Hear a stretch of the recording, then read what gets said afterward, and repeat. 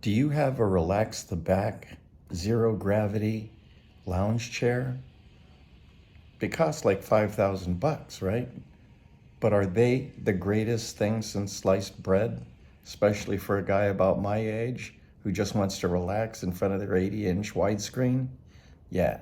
When this thing goes down and the handle breaks and you're unable to recline, sit it back up, do anything because the brake is stuck on, you'll see a grown man cry. Well, I'm going to show you how I repaired this one, even though you cannot buy a replacement part to fix it. The part that fails is the handle that you manipulate up and down, and it releases a cable. It pulls a cable so that you can release the bind on the braking system, and you can move the chair up and down. If you find this useful, and if you have a broken recliner, I'm sure you will, please like and subscribe, okay? It would really help me out. I fabricated this out of steel, sheet steel. So I took an angle grinder and I cut it and I shaped it and I made this little rod. This little rod is key because if you see the eyelet, that rides on a rod, and when you lever it, it pushes that little lever in this camera to the left, and that's what moves the cable and releases the brake on the chair recliner.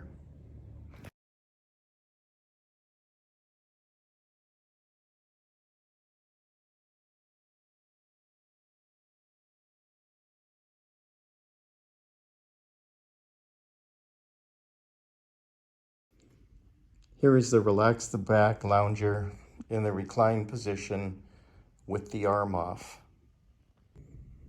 Here's the lounger taken apart. This is the cover piece that you're going to remove first. It covers all of this up. Here is the armrest, which gets removed by taking these two bolts out. It is handy to have a 90-degree ratchet. You can get these at Harbor Freight. And I think this is a number 30 Torx bit, which you can also get in a small kit from Harbor Freight, which is going to be pinched onto the underneath of the arm. This is the bracket, which goes right here, which you will have to disconnect in order to get the arm off. First, you're going to remove this cover, which is buried in there.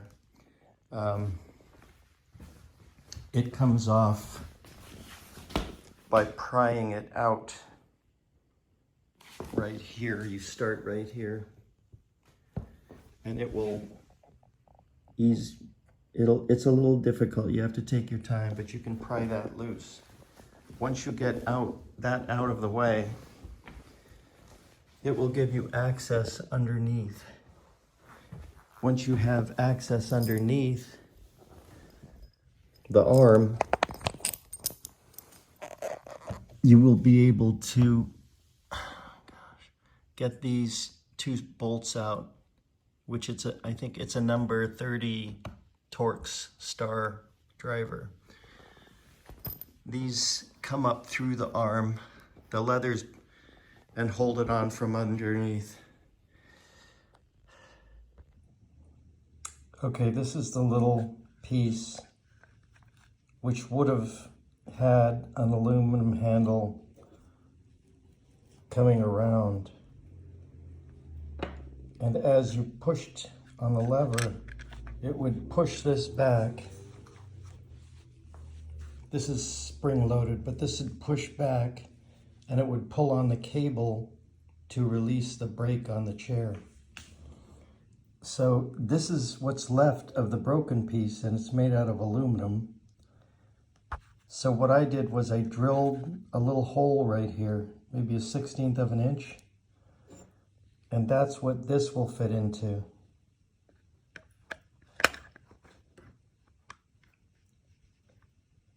So this lever will pivot on a little rod right here, and it will push this back, and your chair will be repaired. Okay, this is a hat rack or coat hanger from IKEA. I took an 1/8 of an inch drill and I went in from the end. I only have to drill in about 1/4 of an inch, and then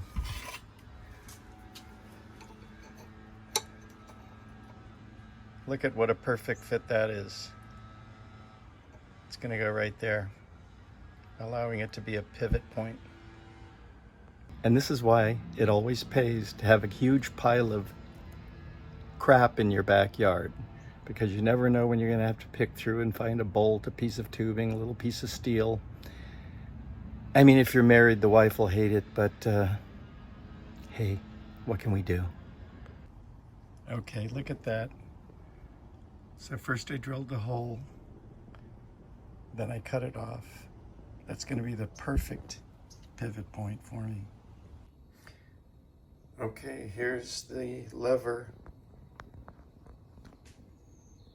And you can see that section of steel that I drilled the hole in.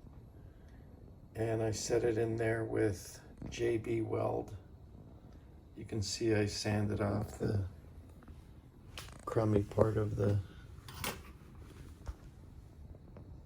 JB Weld.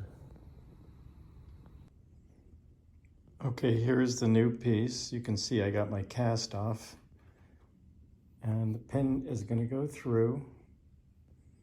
That new piece I made is bonded on.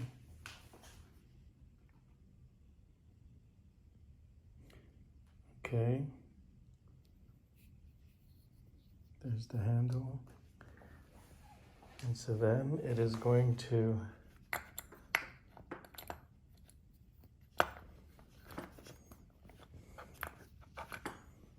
get screwed in here. And this pin is going to go into that little hole. Now I drilled out that little hole.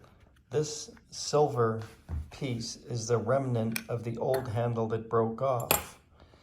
But you can see that in order to pin something onto that, it's possible, but I don't quite know how to get this rod out of here because it's got a spring tension on it.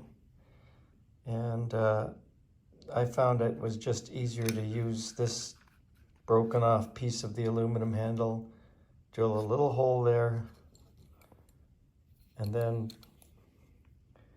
this is gonna go in there. So when I work the lever, pull it in this way, it's gonna move this lever back. I still don't have the hand strength to be able to do that.